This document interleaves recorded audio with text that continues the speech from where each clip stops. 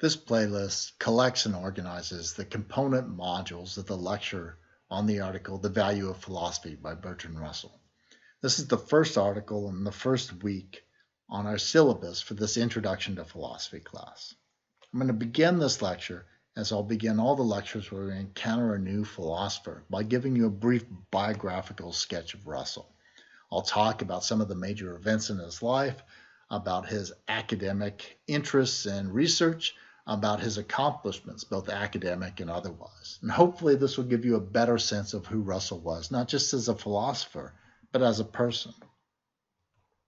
Then I'm going to go on to talk a little bit about the historical period in which Russell lived and wrote, because I think this gives us some insight into why it is he frames his discussion about the nature and value of philosophy in the way that he does. It also helps us to understand why he uses some of the terminology which in our contemporary context seems inappropriate in the article. Then we're going to turn to the meat of the article itself. We'll discuss Russell's conception of philosophy. What is philosophy? What does philosophy do? We'll look at the value of philosophy according to Russell. Why should people study philosophy, and what do they get out of the study of philosophy?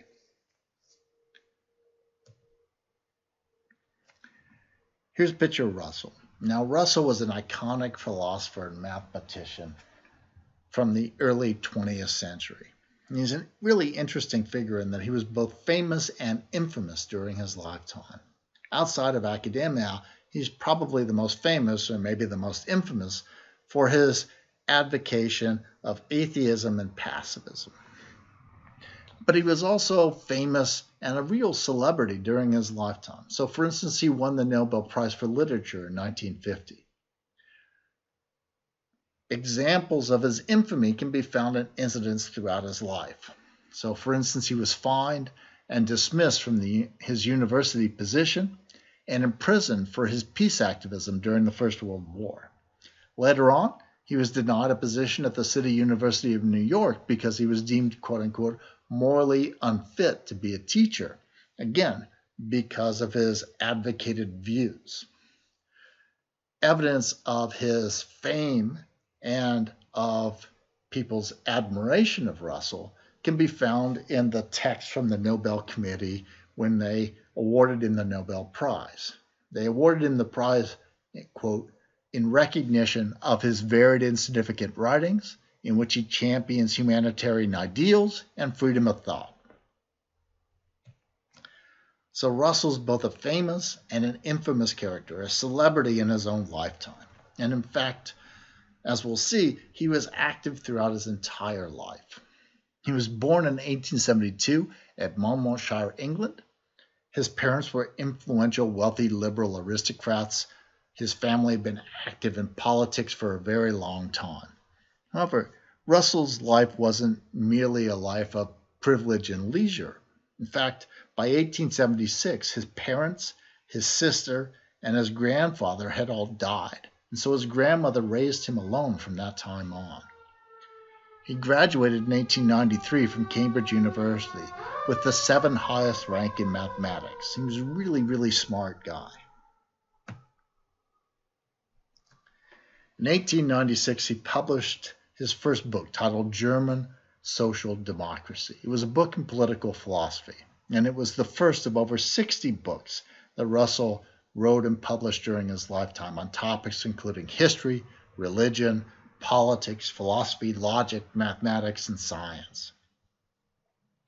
In 1903, he published his first book in mathematics and logic called The Principles of Mathematics. He's probably the most famous in academic circles for his efforts to axiomatize mathematics.